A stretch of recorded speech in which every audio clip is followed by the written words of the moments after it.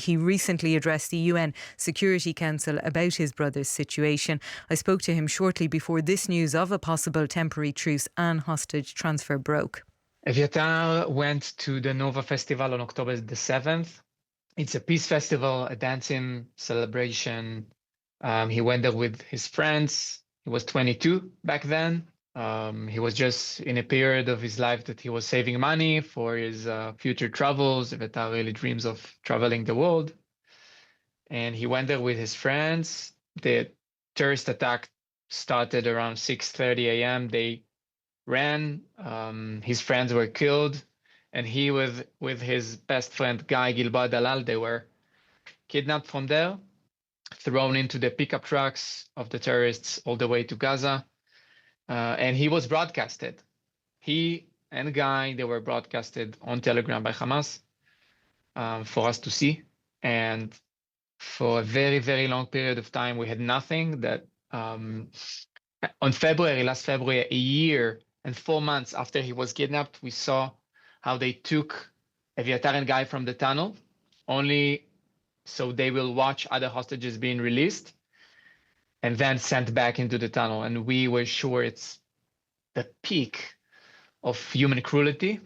It was a huge emotional torture for us, for them.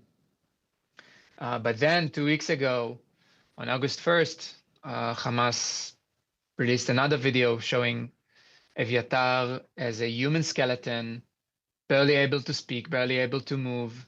He was forced to dig so-called his own grave. And he was really emaciated, was in a near-death situation. Doctors are saying that it's a matter of days. Is that the last time you have seen something from your brother? Is that the last kind of sort of contact of sorts that you have had? Yeah, it is the last time. The most important thing right now is to demand not only that humanitarian aid will reach and flow into the people of Gaza, but also to the hostages. They are being denied the most basic needs. And in terms of what you think should happen now, we've obviously seen at the weekend that there were hundreds of thousands of people that gathered in towns and cities across Israel to call for an end to the Gaza war and to ensure a deal to secure the release of the hostages held by Hamas. What are your thoughts on that and that feeling coming from within certain quarters in Israel? People in Israel, I believe most of them really want coexistence, and they want to live peacefully. My brother is a beautiful soul, the kindest soul I know, that was kidnapped from a dancing party, a peace festival, with his friends who were also big believers of peace, and they were killed. And right now, I believe what should be done right now, as on the short term, we need to make sure, and I believe that Great Britain has a big role in that, to make sure that the hostages are being properly taken care of. They need medical care now. They need food and water now, and they may be dead if we won't do it as soon as possible. And I'm talking about days. It's a matter of days. And in terms the of next stage, of course, is to demand a ceasefire, but that's on the future. Right now, we need to take care that they only survive. What do you think that Israel's Prime Minister Benjamin Netanyahu can do for the families of the hostages who are looking for the release of the hostages? Obviously, what would your call for him to do at this moment in time to help accelerate that? To be honest, I'm not sure. It's a fair question. Because I really don't know what else he can do more. I believe that eventually there will be an agreement. There will be a ceasefire agreement. Hostages will be brought back. I pray that it will be all 50 of them, and not, again, a partial deal, but a full comprehensive deal. And the next stage is to rebuild Gaza. That's the next stage. And of course, to make sure that Hamas is not controlling the Gaza Strip anymore. But right now, we need to make sure, and also Prime Minister needs to make sure that the hostages are being treated with dignity, with human conditions that also by the Islamic rules are okay and legit. But I believe that Prime Minister Netanyahu cannot do it alone, and we need Great Britain in it. We need So, in terms of Prime your Minister Keir calls then to Starmer. the international community, what would you be asking the leaders of countries to be saying to Benjamin Netanyahu in terms of alleviating what is going on?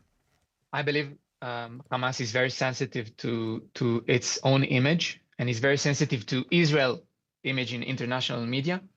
I believe that all nations right now should be very aggressive toward Hamas and toward those terror organizations in the Gaza Strip, which are terrorizing not only the hostages and Israelis, they are terrorizing the Gazans.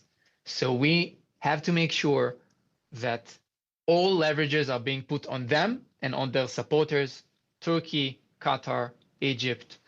And again, I believe that many great nations like the British nation is very important. They have a very important role. They have responsibility in their declaration on worldwide media.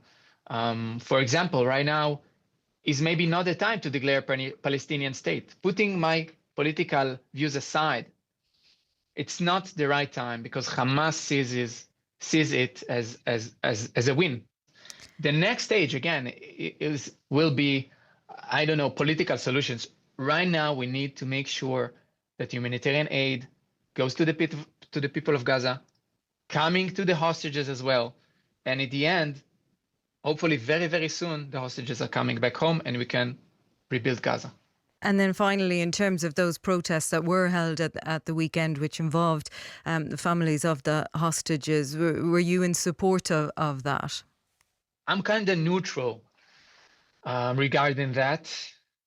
Protests just take all of my energy, my spirit. And right now I need to stay very, very focused on my mission to save Vital's life. And going outside to protest, it takes my energy, takes my fuel away.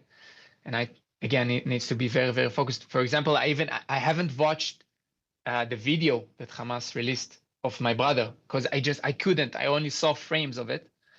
I couldn't. I knew it will break me to pieces to see my younger brother so frail, so starved, to not recognize his voice. I mean, he's a beautiful soul. He was dreaming, traveling the world and going to study music production. He's a guitar player, for God's sake. I mean, he's such a gentle boy.